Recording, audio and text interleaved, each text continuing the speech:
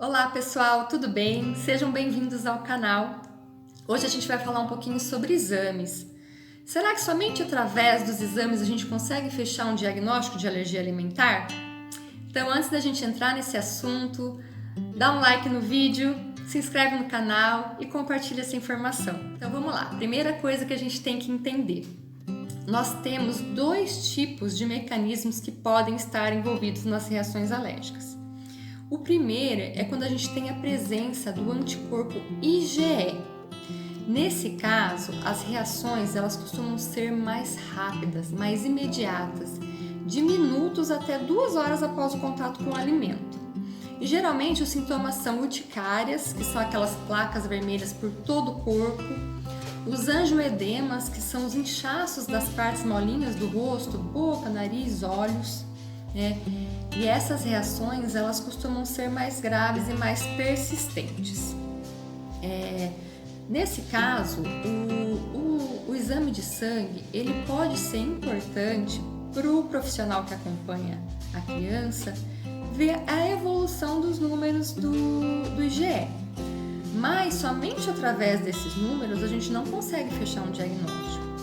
Uma coisa importante da gente comentar aqui é que antes dos 20 meses de idade, mais ou menos 1 ano e 8 meses, antes dessa idade, a criança ainda não produz o IgE em quantidade suficiente para a gente conseguir mensurar no exame de sangue. Então, isso muitas vezes pode levar a um falso negativo. A criança ainda não produz uma quantidade e por isso não dá um número lá no exame de sangue. Por outro lado, nós temos crianças que têm um resultado positivo, porém não tem nenhuma reação quando entra em contato com a proteína.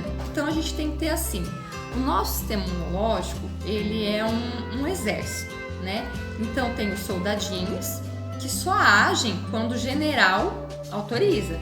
Então o soldadinho tá lá com a arminha na mão, mas não atira, porque o general viu que aquela proteína não vai causar nenhum mal, mas tá ali só de olho, mas não autorizou o disparo, Então não acontece a reação, Então não é porque a gente tem um resultado positivo de exame de sangue que diz que a criança é alérgica. Então a gente não pode sair retirando os alimentos somente porque a gente tem um resultado positivo nas mãos. A gente tem que ver se a criança, ao consumir, ao entrar em contato com a proteína, tem a reação. No segundo caso, a gente não tem o envolvimento do IgE nas reações. A gente tem o envolvimento de outras células de defesa que não podem ser mensuradas no exame de sangue. Essas reações, elas costumam ser mais tardias, De 2 horas após até dias do contato com o alimento, E com a proteína. E essas reações, elas costumam ser mais gastrointestinais, que são as famosas cólicas, gases, muco e sangue nas fezes. Mas se a criança tiver esse tipo de reação, ela vai fazer o exame de sangue e não vai dar alteração nenhuma. Então, vocês conseguem entender que o exame por si não vai fechar nenhum diagnóstico? O que a gente tem que ter muito, muito claro? O único teste que é considerado padrão ouro para o fechamento do diagnóstico das alergias alimentares é o teste de provocação oral, o famoso TPO. O que é esse TPO? É quando a gente retira a proteína que supostamente está causando as alergias por um período de 30 a 45 dias. Então, lembrando que não é somente nos alimentos que a gente pode encontrar certas proteínas, a gente pode encontrar em medicamentos, cosméticos, produtos de higiene, Então, a gente faz essa restrição por um período de 30 a 45 dias, observa se há melhoras no sintoma. Se após a reintrodução dessa proteína os sintomas voltarem, aí a gente fecha o diagnóstico de alergia alimentar. Se não voltarem, investiga-se outras possibilidades. Então, o único teste que fecha o diagnóstico das alergias alimentares é o teste de provocação oral.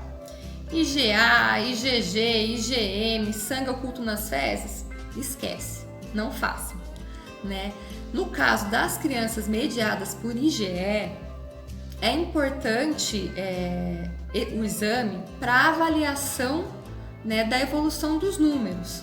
Então, o profissional pode solicitar aí semestralmente, anualmente, para que ele possa ir programando os testes, né, de provocação oral para avaliar o grau de tolerância da criança. E outra informação muito importante, a criança que é mediada por IgE, ela não precisa ter um número zerado no exame para alcançar a tolerância.